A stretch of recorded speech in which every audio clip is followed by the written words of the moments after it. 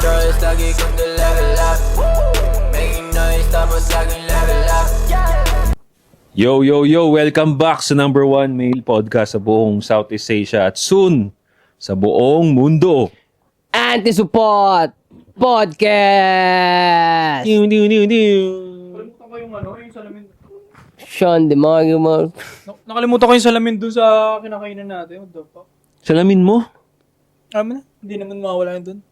Balagan ko na lang mamaya. Ano yun, pare? Magkano yun? Ha? Bakit? Uy. Go na. Hindi nga, nag-uusap na kami. Magkano ba yun? Shades, yung salamin mo na yun? Mura lang naman. Mura so, lang. okay lang din. Okay lang yun, pare. Mawala yun. Nandun lang yun. Yan ang kagandahan sa mga restaurant dito eh. Pag di ba nga yung ano ba yan? Yung gimbal stabilizer ba yun? Parang 3 days nga bago ko nabalikan sa Paris Retiro, di ba? Alala mo ba yun? Oo. Andun pa rin sa kanila. Ayos. Alam ko Kakatapos na namin kumain mga pre. Galing kami sa Baliwag. Baliwag ba? Tama ba? Nag-ano Ang luto sa Baliwag, di ba? sarap ng luto doon. Nagdinuguan kami. Solve. Busog, lusog. Inaantok na naman. Yun na naman, no? So, So, yung mga napag-usapan natin, yung mga pinag-usapan, hanggang ulit-ulit siya lang. Kaya, tapos tinatanong niya ako, ba't ka natatawa? Sabi sa akin. dangin naman. ano, parang kasi Jay Fahatin. No, sa sobrang antok niya, hindi niya na... Batin? Yung sa 7, yung caster. Yan, kagulo lang sa simula. So, nagkagulo sila. Nagkaayos na. And then, nag-disperse sila. And then, sa huli, nag-disperse sila. Tangin ng gulo no? Nagkalat yung mga tae. Nandun pa ba yun? Hindi Jay ko Fahatin. sure. Hindi na kasi ako nanonood ng TV. Speaking of pre, napanood nyo ba yung trending na documentary ngayon sa Netflix?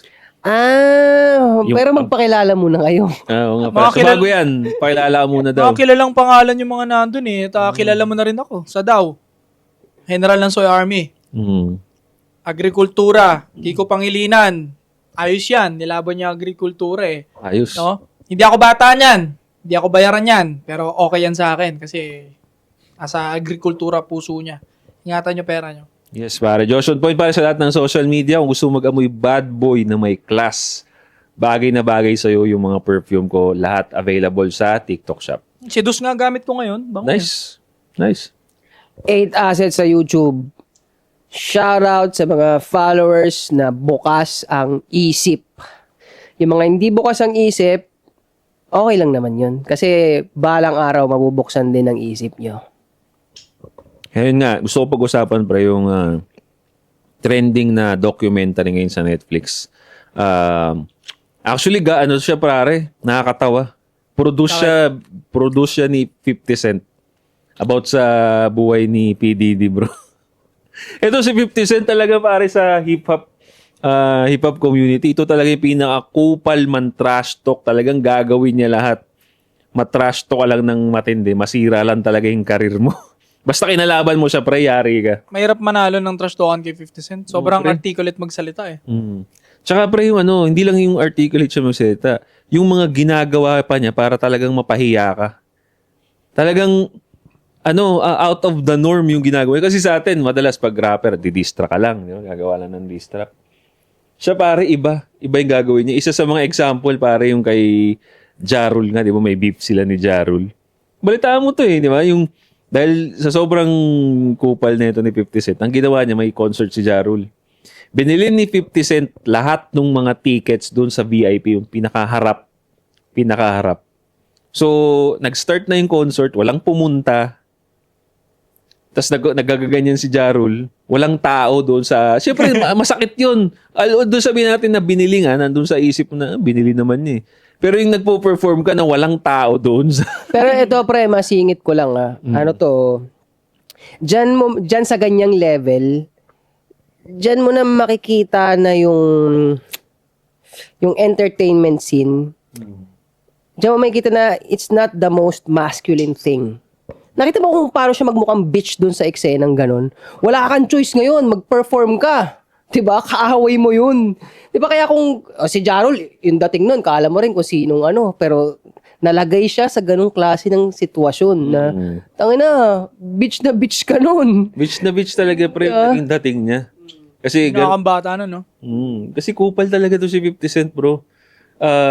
Gagawin niya lahat talaga. Basta binangga mo siya, hindi ka naman niya anuhin eh. Basta binangga mo siya, ito, tangina yung ganti ko sa'yo, grabe.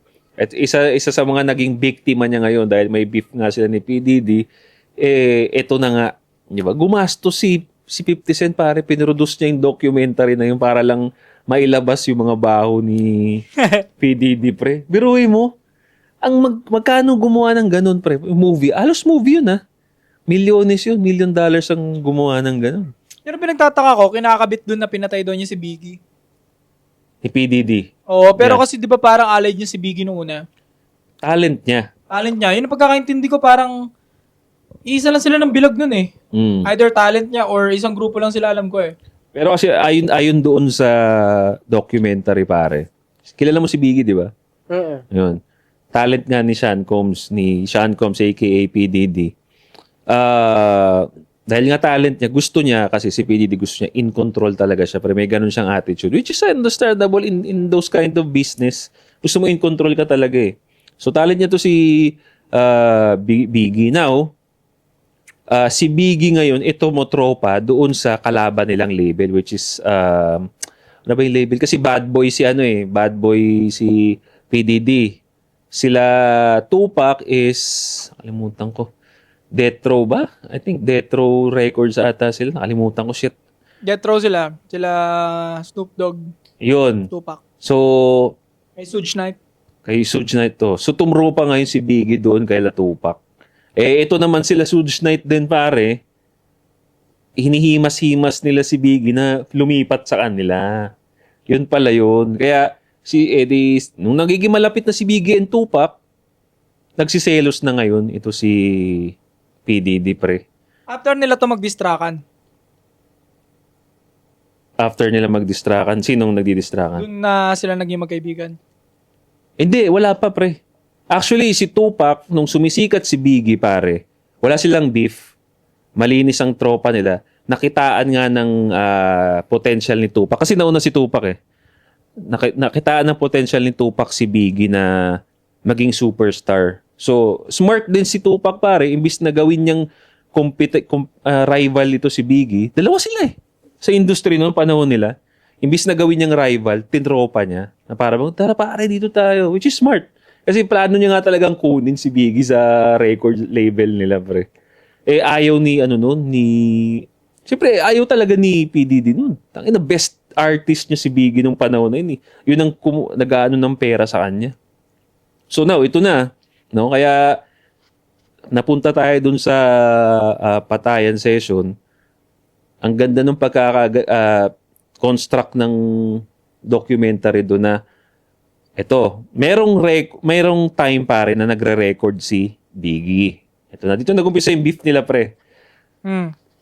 Nagre-record si Biggie dito sa Bad Boy Records. Ngayon, siyempre, homies sila ni Tupac. Sabi niya, Tupac, tara pare, punta rito. Hangout ka sa amin habang nagre-record ako. Now, on the background of what's happening at that moment, nagpaplano na pala si PDD na ambushin si Tupac noong mga panahon na yon. Alam niya na pupunta si Tupac, kaya nagplano siya na papatayin si Tupac noong panahon na ito na. So, walang kaalam-alam si Biggie dito, pare. Actually, wala siyang kaalam-alam na sa gagawin ni PDD. Pumunta na si Tupac dun. Muntik, inambush si Tupac, na baril siya rito. Pero hindi pa siya napatay dito, pare. Baril siya rito. Now, syempre, kung ako si Tupac, ang isipin ko, tangina mo, Biggie, parang ikaw yung parang pinapatay mo ko. Yan yung unang assassination. Yan yung unang assassination. At ang ganda nung pagkakaplano ni PDD doon kasi wala siya doon sa eksena eh. Ang akala tuloy ni Tupac, si Biggie yung nagpapatay sa kanya, pre. Oh. So doon na sila nag-umpisa mag-beef ni Tupac and Biggie. Tapos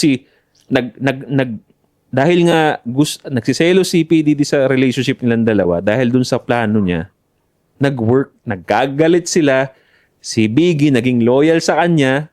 Hindi napunta sa Death Row Records si Biggie. So, hindi man namatay si Tupac, but nag-work pa rin yung plano ko in some way. So, ang galing, ang ganda nung pagkakaano, pre. Now, doon na, nag-umpisa nag-beef si PDD at Big hanggang sa, ano ba nangyari? Bakit na ba napatay si pre? Actually, yung kay Tupac, pare, ang lumalabas, gang violence. Pero, based do sa documentary, bayad na ni Tupac yung mga gang. Talagang pinatira talaga niya. Dahil sa galit niya doon sa dalawa, kay Suge Knight, tsaka kay Tupac, nagpalabas siya ng reward money sa mga kapatay. $2 million sa mga kapatay sa dalawa. Inispill yun, pare. Inispill yun ng shooter, ha. Sinabi mismo na, pinag-meeting kami ni, lahat ng gang members, mga OG. Pinag-meeting ni PDD na kung sino mga kapatay sa dalawa, may $2 million. Ang napatay lang si Tupac. Kaya may speculation nga na naibigay lang na pera is $1 million lang. Pero kasunod na taon, namatay din si Biggie, di ba? Namatay si Biggie, pare. Oo.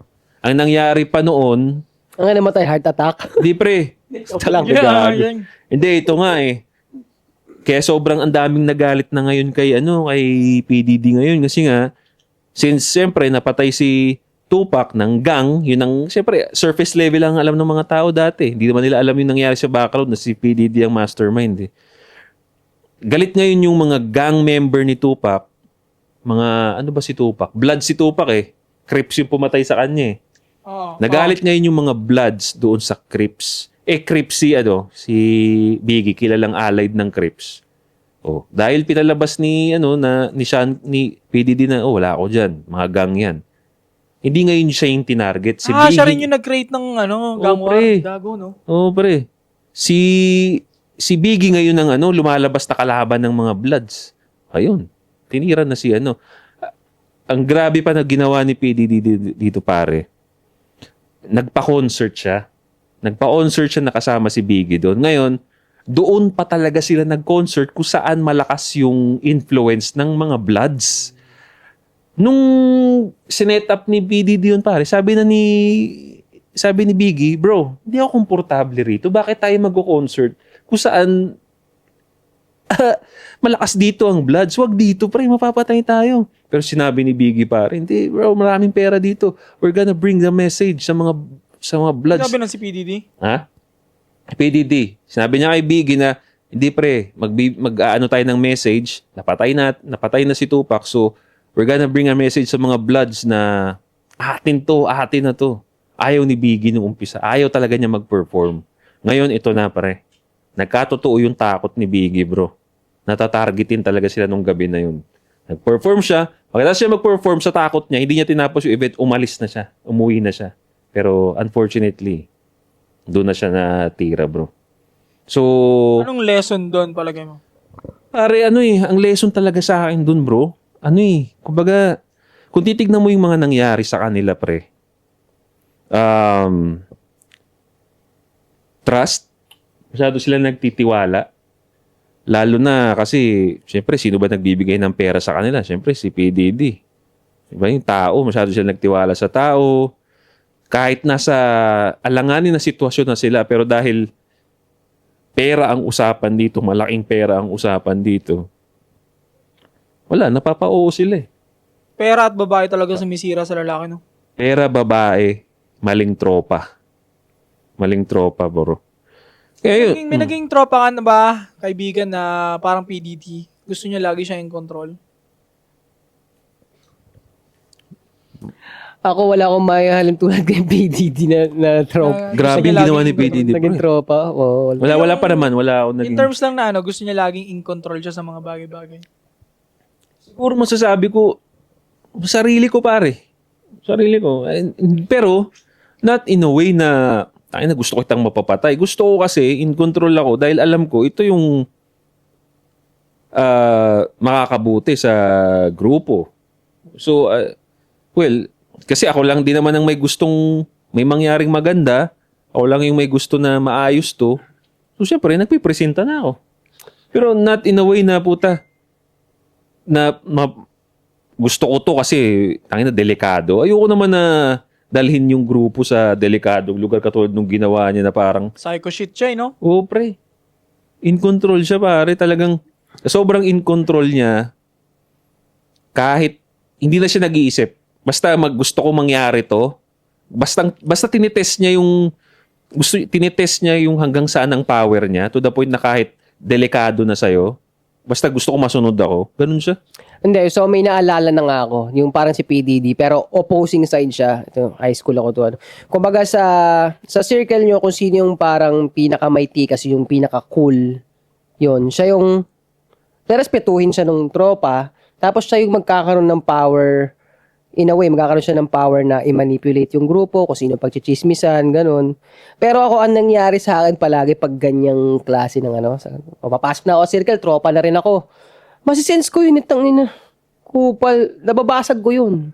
Tapos eventually, ewan ko kung pag napanood ng mga dati kong tropa ko to, ewan ko mag-a-agree sila, pero eventually ako yung nagiging influential kasi dati may tropa nga ako. Nilabelan nga nila ako ng president eh.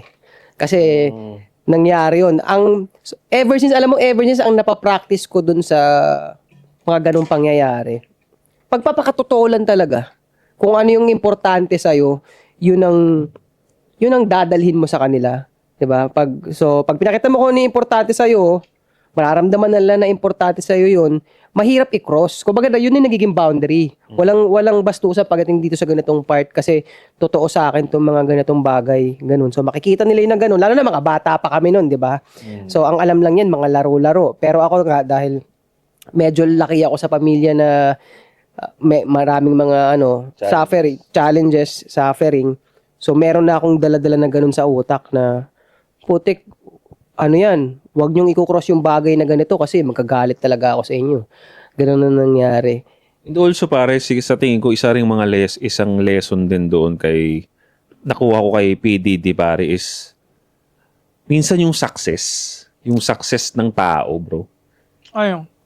May tao talaga na hindi pwedeng magka-success dahil nga nagagamit na nila or iba na yung takbo ng utak nila dahil sa success. Kaya sa tingin ko, kaya gumano na rin yun.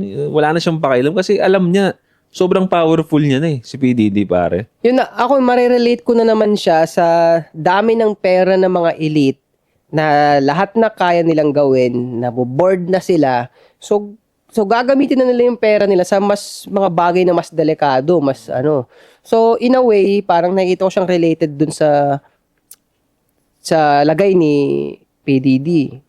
Marami siyang pera, nag-exercise siya ngayon ng power. Kasi, Actually, totoo. Parang nalaro niya nga eh. Oh. Kasi kung titignan mo, pre, kung hindi dahil sa documentary na to, hindi nagsalita yung mga tao in the background. Kung titignan mo yung mga balita dati, surface level lang talaga, bro. Parang nalaro niya lang talaga. Parang nilaro talaga yung nangyari na yun. Wala siyang involved na PDD doon. It's just, ang napalabas na narrative is gang war. Gang war. Away nila yan, maggang sila, blood scripts. Yun pala, corporate, galaw pala ng corporate yung nangyari. Pero tinan mo, mag-agree ba kayo na ako dyan ko, naisip ko, kaya sila nagtatawagan na mga playa. Kasi parang naglalaro lang talaga sila. Ayun, diba? kaya... Diba? Puro mga player talaga sila. Yun na nakikita ko dun na pag umabot ka talaga sa certain level ng power, iba na talaga yung game na gusto mong laruin eh. Actually, tingin ko, pagdating dun sa top, puro baboy karamihan talaga eh. Hindi lahat Pero dahil nga sa sobrang boring na sa kanila yung ganitong normal na araw-araw, ang dami na nilang mga explicit shit na ginagawa. Bro, okay. Ang ganda. Meron nga si PDD, di ba, sabi nung security niya na papapasukin niya yung security niya doon, anong kailangan po? Upo ka dyan. Babae, tatawagin niya. Blowjobin mo. Blowjobin siya ng babae habang nakatingin siya doon sa security niya, yung lalaki. May ganun siyang satisfaction na panoorin mo lang ako. Parang ganun. Baliw, pre. Habang nagsisex. Psychopath na nga yun si PDD. Kasi nga, wala na. Parang normal na sa kanya yung nagagawa ng normal. Ayaw niya na nun. So, sobrang sawa na siya dun sa, alam mo yun, pang normal. Yun, So, exactly. Kaya yung mga elite madalas nagkakaroon sila ng mga above fetish kasi nga sa sobrang normal na nung... tayo, hindi naman kasi natin lahat magagawa yun. Mga ganun ka-extreme kasi nga, sila lang may tira ng ganun kalakas na tira, diba? Na may power na walang mag-iingay, kaya nilang pasakan ng pera. Mm. Kaya ganun, tingin ko ganun. Oo. And, madaming ganyan, tol. Madaming ganyan. Kasi, Ano ko yung sinabi mo, pre, i-double down ko yung sinabi mo na sobrang boring na kasi ng kaya nagle-level up yung fetishes nila. I-layout ko ng padali nila maintindihan. For example, pare, pag lalaki ka na normal lang, ang gusto mo lang makabembang ng maganda. O yun yun yung fetish mo, high mo yun. Nakabenga ka ngayon. Nag-level up ka bilang lalaki. Nakabenga ka na ng babaeng maraming magandang babae. Okay na. Okay. Ano pa kaya next? Nag-level up yung buhay mo. Gusto ko yung hindi lang maganda, gusto ko yung sobrang sexy pa, malaki suso, malaki puwet. Dahil may power ka nga, madami kang pera, nakakanaka na ng maraming ganun. Di mag-iiba na naman, sawa ka na naman. Gusto ko celebrity. So on and so forth. Hanggang sa nagiging weirdo na nga totoo. Di ba? Weirdo na siya sa mga normal. Tignan mo ginawa niya, pre. For example, ito yung mga panahon na jowa niya si Cassie. Si Cassie daw, sobrang chicks nun, pare. Ang ganda nun, pare. Pagdating sa Black Beauty, puta, sa Cassie, number 1, ang ganda. Alam mo ginagawa niya, pre? Nag-hire siya ng prostitute na lalaki. Nag-hire siya ng prostitute na lalaki. Ang trabaho ng prostitute na lalaki bembangin si Cassie sa harapan niya. Tapos magaganon siya, mag-aaraw siya. Tapos Crazy, diba? sasali na siya ulit. Sasali na siya. 'Di ba? Hindi naman maiisip ng normal yun kasi wala pa tayo dun. Hindi natin alam yung craziness na yun. Kumbaga, bakit mag-iisip ng ganun? And I think, kaya niya siguro nagagawain kasi wala siyang God sa loob niya talaga. Totoo, no? Tingin ko yun na lang pipigil sa atin pag elite na tayo. Yung sobrang elite power na talaga tayo ng bansang to. Yung morality ang magkocontrol sa atin ng ganong klaseng makamunduhan. Na instead, ipamigay natin to sa mga pokpok, sa mga entertainer ng 250k, 300k, ipapakain na lang natin sa mga nangangailangan. Or magbibigay tayo ng trabaho sa mga nangangailangan. Pero ito ang question, pare, na alam ko wala tayong kasagutan dito. Pag nandun ka na sa power na yun, would you still believe in God? Ako? Mas lalo. Kasi ba't niya ako binigyan ng ganito? I mean, mas lalo mong sasabing totoo siya. Kasi pinagkalooban niya ako ng ganito eh. Diba? Yun. Without him, di ko makukuha tong ganito karaming pera. Kasi yung foundation natin okay, pre. Di ba? Ibig sabihin, tama pala yung napili kong path. Tama yung naniwala ko sa kanya. Kaya binigyan niya ako ng biyaya. So, lalo ako magte-thank you sa kanya. Pero gets ko yung gusto mong, questionin, is, sa lahat na nakukuha mo na sa makamunduhan, pati sa mundong to, paano ka pa kaya maniniwala sa kanya? Tapos lahat ng devil, nakita mo na. Parang ganun, Okay, diba? oo. Kasi elite ka na eh. Yun yung nangyari sa kanya. Parang wala na ata siya kasing... Kumbaga, sa sobrang lakas niya, sa sobrang galing niya, hindi na siya naniwala sa Diyos. Puta, kahit di naman ako mag-pray, nangyayari naman eh. Feeling nga niya daw, siya si Black Jesus eh, diba? Sabi ng mga tao. Ako naman, ang inagreean ko doon, yung sinabi ng secretary niya or security niya rin ulit. Sabi, ganyan daw nangyayari kapag most of the time na na-inflict dun sa tao is pain more than love. Ooh. Agree ako doon kasi yung mga na-meet ko na tao na inflictan sila ng mga pain, na mas maraming pain compare sa pagmamahal. Ganon din yung gusto nila iparanas sa ibang tao. Kumbaga parang, alam mo yon, sa sobrang daming pain na na-receive, feeling nila ganon yung tamang treat, ganon yung tamang way. So kailangan i-outburst ko rin to sa ibang tao para mapakawalan ko tong rage na to. So tama paling... Kung pupunta tayo sa ganyang usapan, tama pala yung sinasabi natin dito sa podcast natin na sa paglalaki ka, hindi naman natin sinasabi na kailangan mag-isa ka eh. Hindi nga tayo agree sa lone wolf eh. Diba? Kahit paano meron kang brotherly love, relationship love, para mag-balance. Diba? Importante pagmamahal ng parents, pagmamahal mo sa... Kaya nga hindi nga tayo hateful sa babae kahit nililabel tayong gano'n. Kasi kailangan nga natin yung affection eh. Diba? Correct. Na hindi nga, kaya yun yung isang reason kung bakit ganun siya, kaya ganun kabaliw na si PDD. Kasi nga, yun ang lacking sa kanya. Kaya parang puro lang siya success. Na walang nagbalanse nung naramdaman niya siguro. Last na to, ang nangyari, wala namang masama na mag-receive ka ng pain in life kasi gasoline yan eh. The problem is, I think PDD, sobrang pain. And then, sobrang less ng love na na-receive niya nung lumalaki siya. Kasi produce din siya ng single mother, pare. And, ayun, puro pain talaga and suffering. Tapos, imbis na gamitin niya to para hindi mag-inflict sa iba, ang ginagawa niya is pinaparanas din niya sa iba para, alam mo yun, parang black pill siya parang ganun. Oh. Ako gusto ko idagdag pagdating dun sa usapan na kung lumaki ka na puro pain. Totoo yun na up to a degree, up to some level, magiging yung kilos mo dahil normal nga sa'yo yung pain, talagang ipamimigay mo rin talaga yun. Kayo rin, no? Ganun. Pero meron ding level kasi, darating din siya sa level na dahil pinapractice mo na yon, darating yun sa level na pipili ka pa rin. Ganun pa rin. Nag-i-inflict ka pa rin ng pain sa iba, pero pipili ka ng intention ng side kung bakit mo ginagawa yung pain na yun. Kasi pwede mo pa dahil nga naging normal sa'yo, kunwari sa bata, sige, bayaan mo siya mahirapan or kahit ako pa magbigay ng hirap sa kanya. Pero dalawang klaseng tao ang pwedeng ganun. Pwedeng yung isa, binibigay niya yung pain para matuto ka, mag-grow ka. Pero meron namang isa na intention niya lang talaga dahil, masama loob ko, so dapat ikaw maranasan mo rin yung ganun. Naalala ko yung ganyan, mako-compare ko yung ganyang pakiramdam. Kasi nga, pag naalala ko yung ako growing up, meron ako mga nakuhang ugali talaga sa parents ko na unconsciously, yun pala yung pinapractice ko until 20s, yan, ganyan. Tapos, pero merong point nung siguro mga 22 or 23 ako na naramdaman ko ayos, ito na panahon para pumili. Babaliin ko ba yung mga natutunan ko sa magulang ko o i-improvise ko siya, ganun. Nagkaroon ako ng ganung moment napipili ako.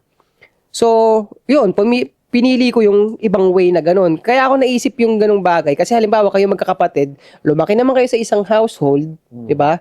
To a point, pare-parehas talaga kayo ng ugali. Ang daling i-predict pag may ibang tao nakakakita sa inyo. Pero magiging adult ka rin talaga na pipili ka rin Pipili ka. So, yun. So, dun sa pain, yun talaga yung naging breed ni Didi. Pero, nagkaroon niya ng pagkakataon na pumili kung saang direction siya at pinili niya Bagay, oo. pinili niya yung ganung Actually, totoo yung path. choice na yun, pre. Kasi, sabihin na natin na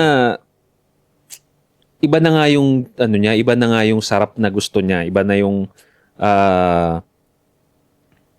kink na gusto niya, fetishes na gusto niya. But meron naman siguro siyang isip para makita yun as pangit. Diba, pinili niya pa rin yun Totoo yan. Pinili niya, di ba? Ang dali-dali naman kasi, sa dami mong pera, bakit mas pinili mong ganung activity ang gawin ninyong mag-partner na may binibenga siya ng ibang lalaki tapos sasali ka, bibengay mo yung lalaki tapos pati yung... Ganun ginawa niya, pre. Bakla, no? Oo, may pagkasira ulo na rin Tingin ko psychopath nga yan. Parang psychotic shit yung tao na yan. May problema sa isip yan.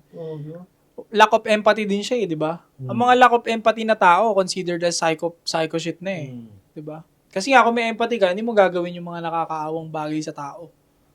So tingin ko may problema sa utak yan. And mahahalin tulad ko siya dun sa Naruto, yung si Pain, di ba? Parang ganun siya Ganun yung ginawa niyang way So bakit ba pinatawad ni Wei? Bakit ba sumikat yung ganung eksena sa Naruto? Kasi nga ang dami nakarelate. Dahil sa dami ng pain na na-receive ni Pain, di ba? Gusto niya to i-inflict sa ibang tao, sa ibang gusto niya ng revenge. And then eventually, hindi niya napansin, nag-cause na ito ng pagkawasak din ng lahat ng mga nasa paligid niya, di ba? Pati ng sarili niya. Yun yung maganda doon sa sinen kung ba't sumikat yun yung sa Naruto. Kasi ano bang ginawa niya sa sarili niya, di ba? Pinagsasaksakan niya na ng mga tubo para lang masagawa yung paghiganti na gusto niya. Bandang uli, sirang-sira na rin siya, di ba? Kaya, ganun din yung nangyari kay PDD ngayon, eksakto rin. Ano bang bandang huli nangyari sa kanya? Sirang-sira rin siya, di ba? Wasak na siya. Di pa nga natin alam kung after ba nung kaso niya na yan, kung madadagdagan pa. Ang dami, pre. Baka madagdagan pa siya, di ba? 100 cases yung sinampa sa kanya. Updated din. Updated. Ito yung latest. Ito lang. 100 cases. Yung the rest nun is dismissed or not guilty na siya. Na sentensya siya not guilty. But 77 pa yung remaining na kaso. Tsaka may mga iba doon na nakatulan na siya. Mm. Kaya nga nasa kulungan siya up until now eh. Mm. So, Parang total na ng jail time niya dapat ngayon. Alam ko parang 5 years o 4 years. Ngayon parang ano ba? Parang 42 months, parang ganun. kaya siguro kasi tayo mga lalaki talagang naniniwala ako na pag-usapan na rin natin to dati na pag lalaki ka talaga nasa mundo ka na to, tayo talaga yung mas marami tayong pain nararamdaman kasi unang-una pa lang bata pa lang tayo, competition, lalo pa ngayon, di ba? Kasi nung bata tayo, nandyan yung mas malaki sa atin, nabubuli tayo, alam mo na yung reality ng buhay, masakit yun. Adolescence, another pain na naman dahil diyan mo maramdaman na marereject ka lagi, di ba? Ng babae. O, tapos ka na doon. Trabaho na naman. Again, another pain na naman. Hindi ka matatanggap sa trabaho. Hindi ka enough sa babaeng gusto mo kasi lalo pa ngayon, yung mga standards na nakikita natin na don't date broke guys, I don't date 6 feet, above 6 feet. Kumbaga, mas na-amplify ngayon dahil mas na-villainize yung masculinity, kalalakihan ngayon. So, mga pare, we feel you, no? Lalo na kami na sa panahon ngayon talagang mas painful kumpara dati nung mga panahon ng mga tatay natin because dati nga, kahit trabaho mo lang, karpintero, makakabuhay ka eh. Hindi naman titignan ng babae yun dati. As long as mahal mo siya, nakapag-provide ka, okay na sa babae yun dati. May bahay kayo. May bahay kayo. But nowadays, hindi na ganun eh. Kailangan nga, may nakita nga akong standards dito sa Twitter, pare. At least 2 houses ka daw. O, di ba? Tangina, at least 2 houses, 6 feet. Ang dami, ang habang list. Tapos yung babae naghahanap na wala namang bahay. Wala namang bahay. Di ba? Pero bilang lalaki na nakakita ng ganun, medyo may sakit ka na mararamdaman, lalo pa sa hirap ng buhay ngayon. Di ba? Putangina, ito na yung standards nila.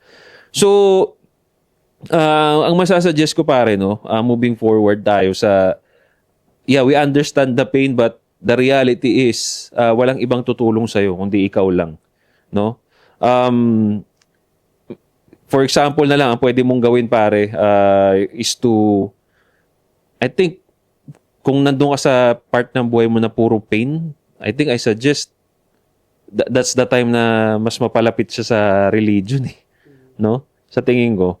Kasi, yun na, kasama nga ng religion is, masyado to kasi nilang minamaliit yung religion, but kasama dun is yung, anong tawag doon, meditation sa religion. Yun ang isang tinuturo na magre-reflect ka kung anong mali, ano ba tong sakit na nararamdaman ko, saan galing to, and then, anong gagawin ko para maibsan to. Sa kalaking bagay yung tinitignan mo na may nagmamatsyag sa galaw mo. Oh. Diba? Kagaya nga ng Panginoon na para bang hindi mo kami eksperto pagdating dyan sa bagay na yan, ano? Pero yung mga simple na, alam mong tinitignan ka niya na baka gumawa ka ng ganito, ng ganyan. Makakamenos siya sa kasamaan, diba, na pwede mong gawin. Alam nyo ba, nasabi nila na pagka wala daw hell, baka 90% na raw ng tao di na mag-pray. Totoo. Kasi nawawala yung fear eh. Ano pang kailangan mo? Exactly. Importante yung fear eh. That's proved my point.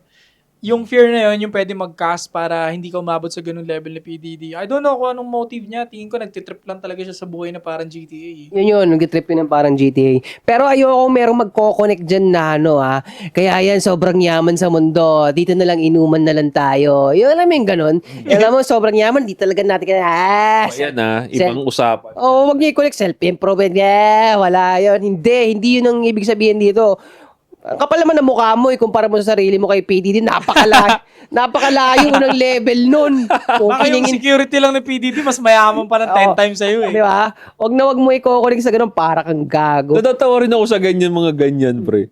Kasi for example, may podcast na nag-trending no si Atong Ang. Ay, Atong Ang, sino yung isa? Yung mabait na mayaman. Chabit? Hindi yung isa. Yung Ramon Ang. Ramon Ang, yun. Nag-trending yun. Sabi niya, sa panahon ngayon, ako, hindi kailangan ng masyadong pera eh. Puta, ang dami nag-post nun, pre. Nag-repost, mga kilala ko. Hindi, wala nga sariling motor. Kahit motor lang. O, tignan nyo, hindi kailangan ng pera. Kaya ako, nag-i-enjoy lang ako. Ulul! Wow. Tanga maging si Ramon ang kamuna. Oo, si Ramon ang yun. Kasi nga, sobra-sobra na yung pera niya, kaya hindi niya na nakikita yung value. Ikaw, kailangan mo. Ulul! Kaya sinasabi lagi ng mga billionaires, hindi naman pera nagpapasaya. Paano kasi nagawa mo na? Paano? Oo eh. Gago rin no? Nagawa mo na yung mga masayang pwedeng gawin sa life. Kaya malamang sawa ka na. Kaya sasabihin mo, hindi yan na nagpapasaya. Family pa rin. May mga kabullshitan din sila na minsan. Oo. Pa-experience mo muna sa amin bago namin agreehan yung sinasabi mo. Ganito ang tignan mo. Batuwa mo kami 1 billion. Isa lang, try mo lang. Agreehan ka namin dyan. Diba? Ganito ang tignan mo. Si Didi, nagpaka-trip siya. Naka-trip siya, nagva-violate na siya ng ibang tao para gawin yung trip niya. So, ikaw, mag-trip ka. Dun ng according sa kalagayan mo. Mag-trip ka. Iangat mo yung buhay mo. Trip yun. Trip yung ganun. Siya nga, putik, ginagamit niya yung pera niya para, di ba? Gumawa ng mga kababuyan eh. Ikaw, ang pinaka-pera mo, yung oras at lakas ng katawan mo. Tama. Oh. Tingin ko dun kay PDD, parang tingin na lang niya sa mga tao maliliit, parang mga langgam lang na pwede. Laruan na lang niya, pre. Laruan na lang. Yung tris-trisin, wasakin na kung kailan niya gustong patayin no? So, GTA. yeah. So moving forward, pare, sa tingin ninyo, paano natin as a lalaki malalagpasan yung pain? Katawagin nating pain, pare, para, what do you think? Ako pare, magpapaulit-ulit lang talaga tayo. Isa sa akin, pare, number one, yung sinabi nga ni Sadaw kanina sa previous episode natin is, yung pain kasi nararamdaman natin, emotions yan. Diba? Wala naman talagang kumurot sa'yo, wala naman talagang sumuntok sa'yo. It's just that masakit yung nararamdaman mo. And isang way para mailabas mo yung nararamdaman na sakit is para saan? Combat sports talaga eh. Yun yung isang healthy way pa. Diba? Healthy way talaga yun eh. Healthy way, legal way, safe way na Correct. mailabas yung sakit na nararamdaman mo. At mind you pare, yung mga kasama mo doon, same ng mga pinagdadaanan mo ngayon. Kaya sila nandyan kasi pareho kayo ng nararamdaman. Tsaka kung may sport si PDD na kakain ng oras niya, malamang di siya makakaisip ng mga kagaguhan sa buhay niya. Totoo, pre. Kasi tingnan mo si Kobe, may psychopath, parang psychopath din si Kobe ng slight eh. Kasi sobrang dark daw ng utak ni Kobe, pre, sabi ni Robert Greene na kasama niya. Yung dark na yung binitbit niya, yung dark and frustration na yun and pain in life, binitbit niya papunta sa sports. Diba? Doon siya naging beast mode, tangina King Kong of the sports, pare. Ganun niya nagamit yung dark. Si PDD, daming free time. Putang ina. Kasi wala siyang physical activity, pre. Si PDD. Kaya ang ginawa niyang physical activity, yung sexual niya, yung bembang, doon siya nakakita ng physical activity, pare. Di ba? So, I suggest, pare, if you have pain, we feel you, enroll ka. Enroll ka ng boxing, MMA, puta, dyan mo ilabas. Mararamdaman mo rin, bro. Mararamdaman mo after sparring, ang gaan sa pakiramdam. Pero tingin ko hindi lahat ng mga binembang ni PDD doon, victim, di ako naniniwala. Iba mukhang pera din eh. Yung iba. Diba? Oo. Hindi, marami doon. Marami doon. Tapos eventually, na-convert na lang into a victim. Tangina, syempre, nabubulilyaso na si PDD eh. Pero kumbaga, right chance tong gawin nilang magpa-victim kasi baba yung tao eh. Kaya nga. Kumbaga yun yung sabi ko sa'yo, yung pag yung sa reputasyon, you will gonna receive attack. You will receive attack pala from all sides, pare. Kasi nga yung reputasyon mo nabutasan nila ng konti eh. Ganun nangyari kay PDD ngayon. Yung iba dun po, gusto lang pumera eh, no? Yung iba. Siyempre may bayad, bawat mag-speak up ka, binabayaran ni 50 cent eh.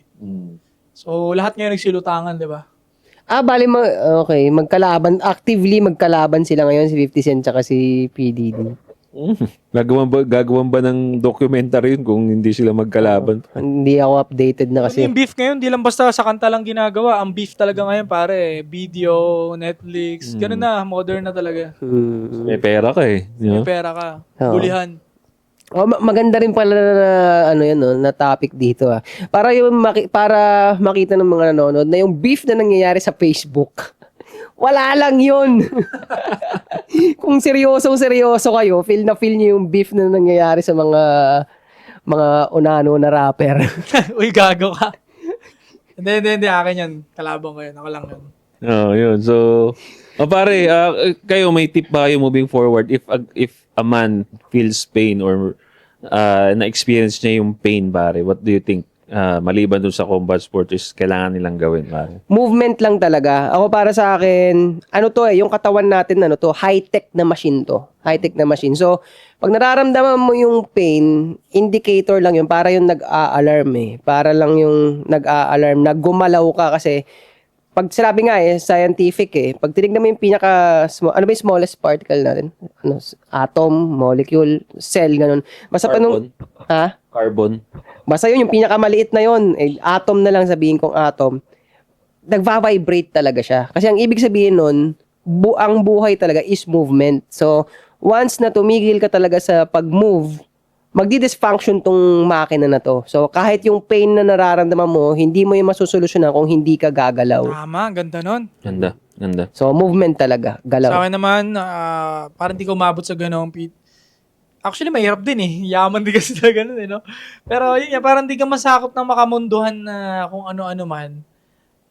Dapat lagi ka nakikipag-usap sa itaas. Okay, number 1 yan. And ganun din, movement, exercise, pawisan ka. Yung kasi nakakaisip ng kabalbalan, marami kasi silang free time talaga. Hindi occupied. Sumama ka sa tropa mo, sa pack ninyo, di ba? Yung kagaya nito sa amin, ito na minsan yung free time namin na gusto pa namin maglingkod sa inyo, di ba? Sa free time namin. Bigyan ng values. Yun lang naman. And doon sa sinabi ni na beef sa internet, marahil sa Amerika, sobrang nagkakapatayan. Pero dito sa Pilipinas, I don't think so. Parang lang talaga. It is just a game. No? So, Laro lang sa social media. laro lang. Baka pag nagkita-kita kami ng mga yon, yung mga ka-beef ko sa internet, puta, baka mag-cheers pa kami. Cheers. Oo, pag masyado kayong doon, kayo ang talo doon. Ayun, talo. Mamaya, magtropa pala itong mga to. O, diba? Ay. Kasi isipin mo, pag nakita kami sa billboard niyo, pag dumating yung time na mag-billboard na ako, pare, billboard page. Isipin mo, maghahamon ba ng suntukan yan doon? Tangan hindi makikipag-cheers lang yan doon kasi lahat kami doon, nakataksido na kami. Lahat kami doon, formal, nakakaya naman manggugulo ka doon, para kang gago nun. And siya na yung mali doon pag ginawa niya yun. O, diba? Sa pagdating ng time na yun doon, mag-cheers na kami pa. Ganun talaga This is the industry, diba? And ako, sometimes, I play soccer to catch a soccer. So, ang dami ko nga nahuling soccer Dami ko nahuling mga pussy and mga fake friends because of that. And sobrang thank you ako doon sa bash.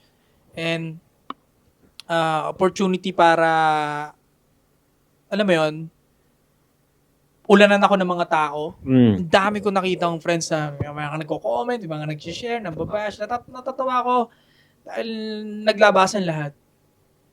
Ganon. Blessing nga diba? So yeah, pare. Comment down below, pare. Ano masasabi nyo doon sa documentary? Napanood nyo na ba yung kay PDD, pare? Comment down below ano masasabi ninyo. Meron ba kayo naramdaman na pain sa buhay ninyo, pare? Comment down below kung paano ninyo nalagpasan. No? Interested kami dyan. Don't forget to subscribe, hit the bell para notify kayo sa mga bago nating videos. And to support podcast, we'll be right back. Thank you! Merry Christmas! Happy New Year! Tumataas na yung energy niya, Ay, taas ito. Gagawin ko to sa music video ko next time, no?